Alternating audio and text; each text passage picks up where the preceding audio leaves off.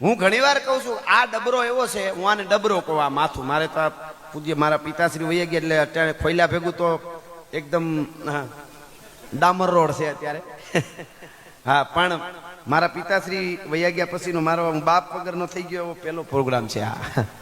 હા, પણ હવે એ તો એમણે આપ્યું છે, ખૂબ સંસ્કાર આપ્યા છે. ગુજરાત હું 100 મને ભણાવ્યો એટલે હું વાત એટલે આ યાદ કર્યા મારા પિતાશ્રીને કે મને મારા બાપુજીએ ભણાવ્યો. એટલે કે ભણાવ્યો એટલે ત્યાં ગીરમાં મારું આ જેમ અહીંયા પહાડો છે ને મારું નેહડું જંગલમાં આવ્યું. કનકાઈ કોઈક દીક આવ્યા બાણેજ કનકાઈ, એમાં વચ્ચે મારું નેસ છે જ્યાં હાગડાના ઝૂંપડા જ હોય છે, લાઇટ નહીં, રોડ નહીં, ત્યાં મારું જન્મ.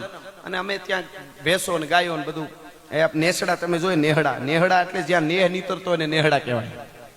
હા, હું તમને એક ગેરંટી આપું કે તમે અહીંથી કોઈ પણ બેન દીકરી 18 વર્ષની દીકરી એકલી જાય ગીરમાં આખા જંગલમાં નેહડે અને માલધારી કોઈ મળી જાય એમને, માલધારીને મળી લે ને કે હું એકલી દીકરી છું, ઠેઠ અંબાજીથી આવી છું અને મારે રોકાવું, શું કરું, મને હળ નથી ઉજતી, તો માલધારી તમને કહે કે તારા પિયરનું ઘર છે બેન, ઘર સુધી મૂકવા ન આવી ગીરના નેહડા વાળા ન કહેવાય ભલા માણસ. સાત્વિક પ્રજા ગીર એટલે ભેહું. આ જ કહું છું 21મી સદીમાં ભેહું નથી વેચતા ગલટી. શું કામે? ભે વ્યાવવાનું દૂધ દેવાનું બંધ કરી દે એટલે ખાટકી સ્વાભાવિક છે, એનો ધંધો છે. આવીને એમ કે આના આટલા હજાર આપી દઈએ, હવે તમને ક્યાં દૂધ આપવાની છે એમ. એટલે માલધારી આજ પણ કહું છું, માલધારી અમારા એમ કે અરે એનું અમે 10-15 વેતર દૂધ ખાધું છે, એ અમારી માં કહેવાય. ભલે 2 વર્ષ ખોબો ખાળ ખાઈને મરી જાય, બાકી એને દેવાય નહીં. અમારી ગીરમાં માલધારી દૂધ ખાતું હોય, ભે ખાટકી નથી દેતા. અને ભણેલા લોકો માવતર ને વૃદ્ધાશ્રમમાં મૂક્યા હોય. હવે તમે ભણેલા કોને માનશો એ અહીંયાથી કહું છું ભલા માણસ. એટલે રૂડી રળિયામણી હરિયાળીની હેતાળ ચારણ ગીર નથી છોડવી તારા પહુને પાછા વાળ. એ ગાંડી ગીર છે. ગીરમાં કોક દીક આવો મોજ આવે, ચશ્માના નંબર વયા જાય, છૂટા સિંહ જોવો ને તો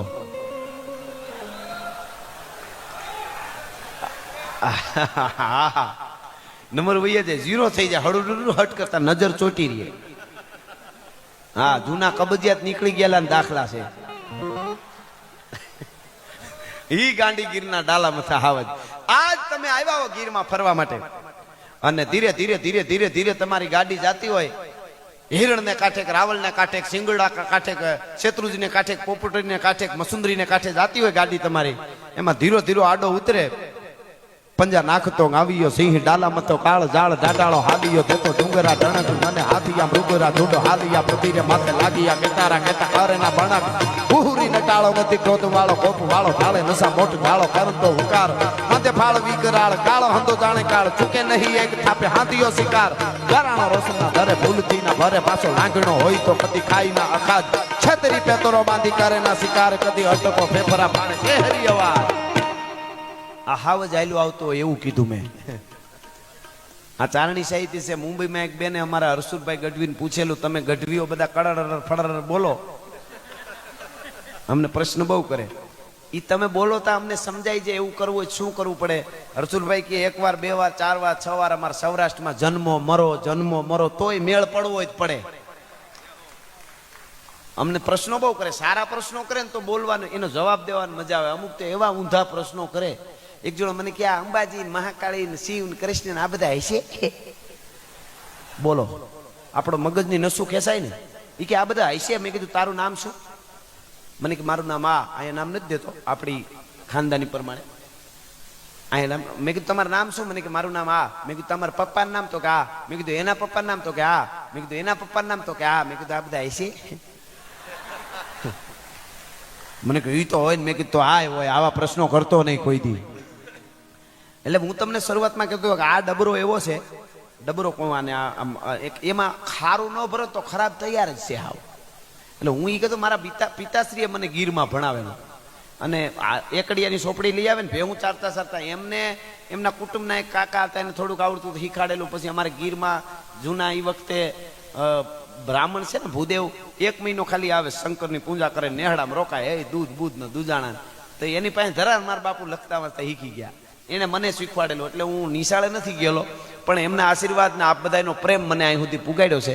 અત્યારે આપણી બધી ગુજરાતની વાતો દેશ વિદેશમાં પુગાડું છું. એ આપણો પ્રેમની તાકાત છે ભલામણ.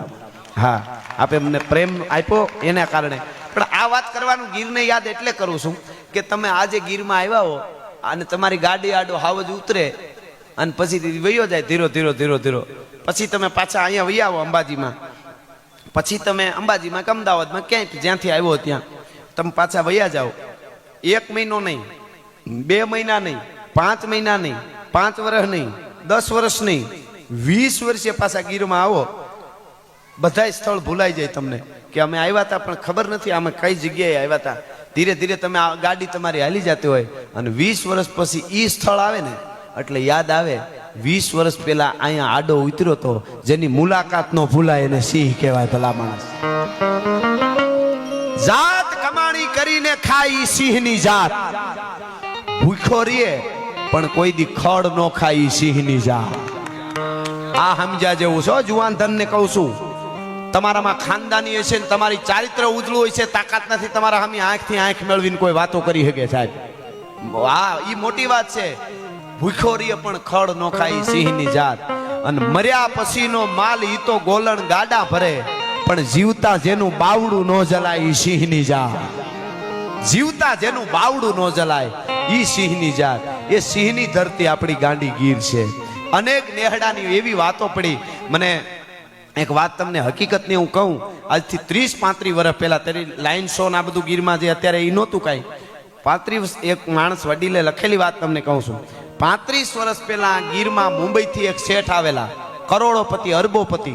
એનું કુટુંબ ભાડે ગાડી કરીને તુલસીશામ બાજુ આવેલા અને એમ થયું કે થોડોક દિવસ હાથમાં બાકી છે, અમુક નેહડા જોઈ આવી. નેહડા વિશે બહુ સાંભળેલું ગીરના, એટલે નેહડા બાજુ ગાડી વળીને ખોટકાઈ ગઈ, ગાડી ખરાબ થઈ ગઈ. 35 વર્ષ પહેલાની વાત કરું, રિયલી બનેલી વાત. અને 2 માણસ મૂંઝાણા, ભેળા 2 બાળકો અને એમ ડ્રાઈવર એક. એને એમ થયું અહીંયા ગાડી ખરાબ થઈ ગઈ, નેહડા અરે જંગલમાં, એને ખબર નહીં બાજુમાં જ નેહડું છે, હવે શું કરવું, અમને બધાને સિંહ ખાઈ જાય. હવે માણસોને હું તો એમ કહું છું, સિંહ છે ને સિંહ, એ કોઈ દી માણસને નુકસાન જ ન કરે જો માણસ તરીકે રહીએ તો. અમે અનુભવ કરેલા છે. એ કેળો આપી દે, આપણે હાલ્યા જતા હોય ને, આપણે ઊભીને ખોખારો ખાઈને તરી જાય. એ બી ગયો છે, એક થાપો મારે ને તો તગારો એક ધૂળ ઉઠલાવી નાખે. એને અમે જોયો, ભેંસ જેવી ભેંસને ઉપાડીને અમારે ભેંસ મરી ગઈ હોય ત્યાં ગીરમાં, ક્યારેક કોઈ કારણે મરી ગઈ હોય, જોકમાં ભેંસ આંગણામાં મરી ગઈ હોય, એને ઢળડીને બહાર નાખવા જવું હોય ને તો 10-12 જણા જોઈ, નાડા બાંધીને આંચકે ઢળડીને નાખી આવી. ઈ ભેંસ હાવ જ એકલો ઢળડીને વયો જાય. હવે ઈ આપણે આયલા આવતા તરી જાય એનું શું કારણ? બીવે છે. એને ખબર છે કે આપણું વડ જ નથી, વડ વગર હાવ જ કોઈ દી ધીંગાણા થોડો કરે એટલે તરી જાય ભલામણ. આ બહુ મોટી વાત છે, એ શીખવા જેવું છે. એટલે તમને વાત હું એ કરતો હતો, એ આપણી ગાંડી ગીર. પણ એ શેઠ ગીરમાં આવ્યા, ગાડી ખરાબ થઈ, ટૂંકમાં વાત કરી દો. એમાં રાયડે થી કુટુંબ આખું, એટલે 2 માણસ 2 છોકરા ડ્રાઈવર. અરે અમને બચાવો, અમારી ગાડી ખરાબ. એમાં નેહડે 2 માણસ સાંભળી ગયા, નેહડાના માલધારી દોડીને આવ્યા. અરે બાપા શું કામ રાયડું નાખો? અરે અમારી ગાડી, અરે કાંઈ ચિંતા ના કરો, બધું થશે. હવે કારીગર ઉનાથી બોલી આવી આવશું, હાંડીઓ લઈને જાશું અને બોલાવી આવશું, તમે અમારે ઘરે ચાલો. એ રિયલી છેલ્લી આ વાત આપણે કરું છું. આપણી પાસે ડાયરાને આમ તો તમને મોજ આવે એટલે અડધી કલાક આપણે વધારી, નહીં તો 10 વાગ્યાનો સમય હતો, પણ આપની મોજ હારું મેં અડધી કલાક વધારે લેંબાયું છે. પણ આ છેલ્લી વાત સાંભળજો. આપને ફરીવાર વળી ઉત્સવો આવા થતા રહેશે ને આવતા રહે. હું અહીંયા ભંડાર ભર્યા છે, વાતુના કોઠાર ભર્યા છે, હારું સાંભળે એને. અને મર્યાદાને આંચ આવે એવું જિંદગીમાં કોઈ દી અહીંથી વાર્તા કરી તેથી બંદૂકે દઈ દેજો, જાહેરમાં કહું છું ભલા માણસ. બાકી પૈસા જ ખાલી કમાવા હોય તો કૂદકા મારી તો પ્રોગ્રામ હાલે, ઘણા પ્રકારના પ્રોગ્રામ થાય. પણ ખેર આ વાત સાંભળજો. એ ઘેરે લઈ ગયા, ઓલો બાણા મુંબઈનો હેઠ જે વાત કરી એ હું તમને કહું છું. એ કે અમને ઘેરે લઈ ગયા અને હો વાના કરે, આવો મારો બાપુલિયો, મારો વિહામો. એ કે અમને રોક્યા, હારા ગોદડા કાઢીને ખાટલે પાથરી દીધા, એ હેઠા હુતા કુટુંબ. અને પછી અમને વાળું કરાવ્યા, સવારમાં વેલા નાસ્તા, એ ગોરો, એ રોટલા, એ સાહડીઓ, એ મોજ કરાવી. અને એક હાંડિયો સવારને મોકલ્યો, ઉનાથી કારીગર બોલાવી આવ્યો, અમારી ગાડી રિપેર કરી. ઓલો હેઠ મુંબઈનું કે છે 35 વર્ષ પહેલા. પણ થયું એવું કે છેલ્લે ગાડી રિપેર થઈને અમે જ્યારે વિદાય લેતા હતા ત્યારે મને એમ થયું કે આ નાના માણસ આના હાથમાં, હું તો અરબોપતિ, પણ એ કહેવાય એમ થયું કે આના હાથમાં કંઈક દઉં. હોની 5 નોટું કાઢી એના છોકરાના હાથમાં આપી. એ છોકરાના હાથમાં આપીને માલધારીએ હળી કાઢી અને લઈ લીધી ને કીધું કે એના માટે તમને નથી જમાડ્યા ને તમને નથી રોક્યા, એક પણ રૂપિયો આપો તો અમારા દીકરાના સોગન છે. હવે સાંભળજો ઓલો શેઠ કે ઈ પૈસા એના પાછા જ્યારે છોકરાના હાથમાંથી આંચકીને માલધારી મારા હાથમાં દેતો હતો અને મારી આંખું ફાટી રહી અને મને એમ લાગ્યું કે હું અરબોપતિ તેદી એની પાસે ભિખારી લાગતો હતો, એની ખાનદાનીની પાસે, ભલા માણસ ગાંડી ગીરના માલધારી પાસે. આ પરંપરાની અનેક વાતો ફરી ફરીને મોજ આવશે ત્યારે કરતા રહીશું. છેલ્લે 1 મિનિટ માટે રામબાળાનું સપાખરું લઈને આપણે જુદા પડશું. એટલા માટે હા ભૂદેવો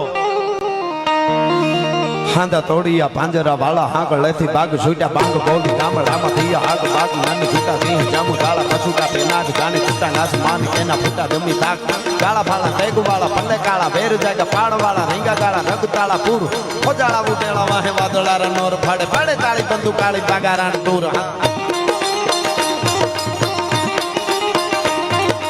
बड़े ताली माधु काली पागाराण तोर गने के काना जाने की गाड़ी खाने की बाखरा गाड़ी जाने की जार दाखा मुठिया जुदार. साउंड अद्भुत से सरस साउंड छो बेला. बड़े ताली माधु काली पागाराण तोर गने के काना जाने की गाड़ी खाने की बाखरा गाड़ी जाने की जार दाखा मुठिया जुदार गने रणे की सीधवारा खाने की मुठिया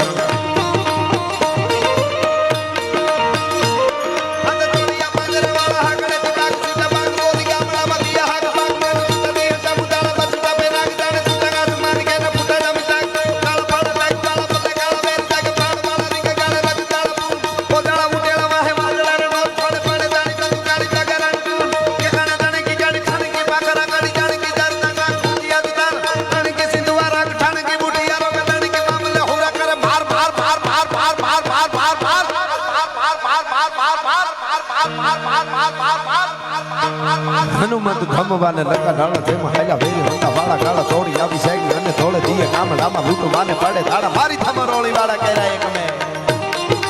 અને શરૂઆતમાં કર્યું એમ છેલ્લી કડી બોલું ત્યાં હર હર આવશે ત્યારે 2 હાથ ઊંચા કરી અને મારી હારે હર હર કરજો. ત્યાં હું પૂરું કરીશ. હર હર આવે ત્યારે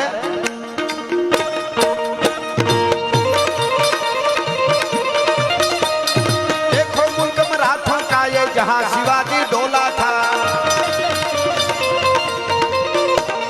देखो मुल्क मराठों का ये जहां शिवाजी डोला था, मुगलों की ताकत को जिसने तलवारों से तोला था, हर पर्वत पर आग लगी थी हर पत्थर एक सोना था, बोली हर हर महादेव, बोली हर हर हर हर हर हर हर अंबे माता की, भारत माता की, नमः पार्वती पति हर हर महादेव.